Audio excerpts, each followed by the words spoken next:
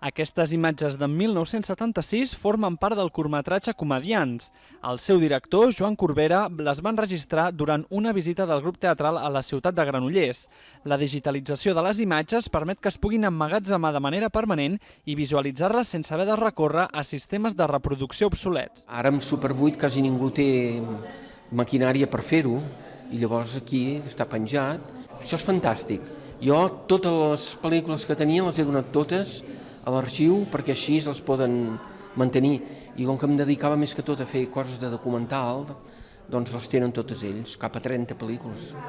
La conservació del patrimoni audiovisual permet descobrir sons i imatges de fa moltes dècades. Per conscienciar la població de l'alt risc de perdre aquest material, l'UNESCO va declarar el 27 d'octubre el Dia Mundial del Patrimoni Audiovisual. L'arxiu, des del 2010, intentem fer activitats relacionades amb la conservació del patrimoni i la difusió d'aquest, ja que disposem de diversos materials, tant fotogràfics com audiovisuals, que volem difondre i que la gent en tingui coneixement de que són a l'arxiu i que estan a disposició de tothom. El teatre ha centrat bona part de les propostes del Dia Mundial del Patrimoni Audiovisual a Granollers.